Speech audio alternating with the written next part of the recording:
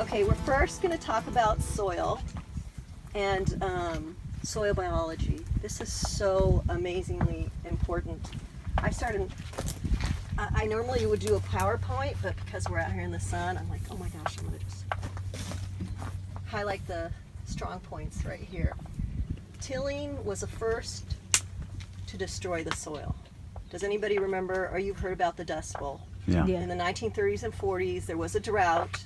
It actually started in the 1886 with the Homestead Act, when the United States said, okay, if you can stay on about 160 acres for at least 5 years, and you just pay this fee, we'll give you the land. So people started tilling, and there was the dry wheat crop and cattle. And as the demand for dry wheat started to increase, they kind of eliminated the cattle, and then we had the drought. And what it created was the tilling. What it does is slices and dices. Slices and dices. It slices and dices the microorganisms. It slices and dices all the nutrients. And in fact here, because residential and the urban environment, they have to compact for roads. They have to compact the soil for homes and pads. And some trees you'll find in areas where there's been erosion and replacement of pipe, you can see the compaction level. The tree roots might stop, and then they try to branch out from there because of the compaction. Wow. And that's just here, where we're not even trying to till the land. Yeah. So every time you till the land, you're killing microorganisms. And we get the haboobs out there too, those big dust walls, and that's the same thing. Well, that's what it is. It's a wall of dust. It's like snow. Mm-hmm. It could cover a building, and you could have dust for days depending on the wind. Mm-hmm. And for us here, we get Santa Anas. Mm-hmm. So, but nowhere near the kind of dust coming Mm-hmm. up. And so what's happening when you do that is you're setting the stage to grow weeds. Weeds are not bad. I've gone around and tried to ID most of the weeds on my property to find out which ones are edible. I have a couple books. Oh, okay. I have a couple books. Yeah, but I stare at them. I'm like, is that? In fact, the next time I have a class, I'm going to ask everybody to bring me dandelions. Okay. Because dandelions are that's a miracle plant. Mm-hmm. The roots for liver, the leaves and buds for high blood pressure. Mm-hmm. I mean, you don't even know. It actually is a nitrogen fixer. You find them in lawns. They're actually breaking up the soil in there. Wow. And that's what weeds do. I mean, that's the reason why they find these dry areas. Their job is to live and die as quickly as possible because they don't have nutrients, there's no water, and they're trying to throw out their seed, produce seed so they can go again, Wow. and eventually, add to the soil. And then eventually, over hundreds of years, not in our time, you have to realize nature doesn't need us. Mm-hmm. It doesn't need us at all. But we need nature. Mm-hmm. And Mother Nature is in no hurry. She'll get it done. She'll revert this site that was kind of this oil spill, equipment storage area to a natural state over hundreds of years, granted. That's why the oak trees, it's the perfect place for me to get maybe some mulch and leaves. And I always find actinomyces, mycorrhizal fungi. It's growing in there. Awesome. And it's very, very healthy. So, native approach. Native Americans, and I am Native American as well, their approach was to actually, they stewarded the land because, they didn't have the tools that we had now, the Industrial Revolution. I mean, in fact, Native Americans didn't have horses until the Spanish brought them up from Mexico.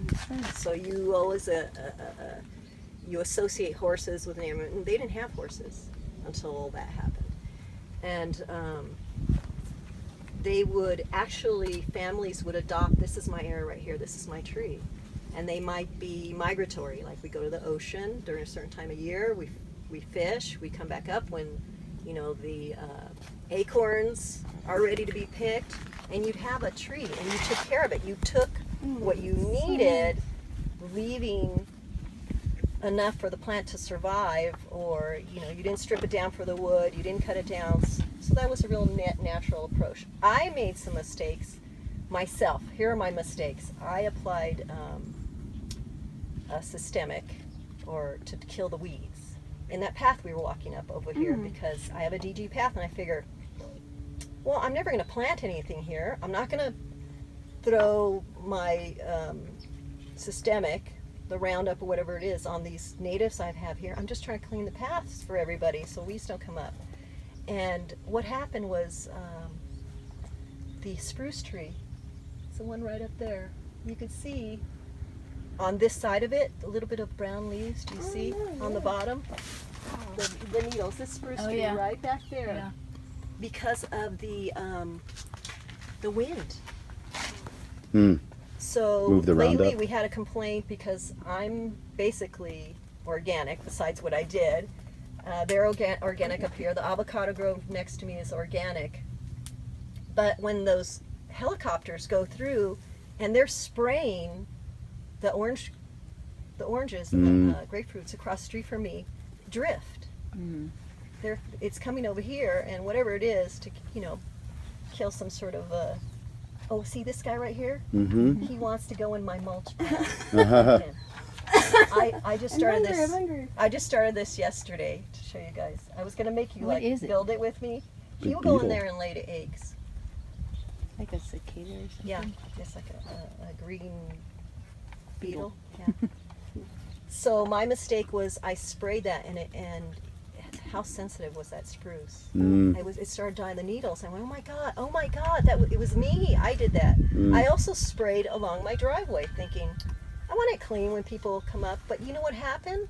Yes, it killed everything you could see, but all of a sudden those thorny, prickly weeds started growing there. Right away they went, oh my gosh, dead earth. Let's get stuck here. Start to put more nutrients in the soil. So weeds are not bad. I like to go foraging and then find the edible weeds. Now, here's another one. Every organic fertilizer is a salt killing your organisms. So now you're playing with dirt. You're trying to, it's like something that's addicted to you constantly feeding it, because it's dead dirt. So yeah, you have to keep applying fertilizers, because it's also salt you're putting in there that's killing all the organisms. It's not balanced. Now, has anybody done soil tests for their property? Not yet. Yeah, and there's the jar test, but and I it was just so kind of highlighted it complicated. right here. The jar test, that's where you actually put soil in a jar. You can use a apple core and just stick it in the dirt, because you want to know what's in that top 3-inch. If you really want to go farther, dig a little farther, put in a jar, shake it up, and then use the soil texture triangle to figure out what soil type you have. Easy peasy. Easy peasy. And it's a chart. You can get it online. You can get instructions for that online. And it's called a soil triangle. Yeah, the soil triangle. And until we run out of soil, there's no need to fix it. We're not trying to fix it. We're trying to just manage it as a loam. Like you're putting mulch, Wood chips, yeah. so it's breaking down quickly. You want to manage it as a loam. Yeah, just keep I adding. want it to be a loam. It's more just. I want it to be that balanced, nice, aerated, nutrient rich. So we're feeding it. So we're just taking Mother Nature and speeding up the process, right? That's what we're trying to do. And I had this really great, and I'm probably going to draw this one by hand, but this shows the roots, it shows the nodes, and that's in the rhizosome. That's where all that soil to nutrient activity is happening. That's where it stores the nutrients. And then you got the mycorrhizal fungi, which is actually this lighter color. It actually becomes an extension of the roots, and so it's able to absorb more nutrients. So you want to feed that. You want to encourage that. So the plant itself, it'll send out messages by exudates, like these sugars, and cake and cookies. It's like, what's your favorite cake and cookie? Right? What's your favorite cake and cookie? Oh, you want pie? Okay. And you like biscotti. Well, I don't know what you like, but I'm going to send that out, kind of broadcast that out. And all the organisms down here, they get attracted because I've sent out those sugars. The plant feeds itself. But in the absence of water, yes, it dies. In pesticides, yes, dies. Herbicides, yes, it can't send those messages. and then putting fertilizers in again. It's not able. It's just an addicted. It's addicted to what you're going to feed it. like for its survival. 839s, like a lot of the chemical granulated stuff. Anything Yeah, if that it's stuff, not organic, it's not. it's got salts in it, Exactly. and it's taking out. So here is the root soil interface, the rhizosphere. That's why I said this is the essential driver of nutrient cycling, availability, and capture. The mycorrhizal fungi are one of the most influential groups of soil biota because they enhance nutrient uptake properties. And over here, we're into building the soil structure. Healthy food web will suppress diseases, retain nutrients. We need to help because Mother Nature, as I said, is in no hurry.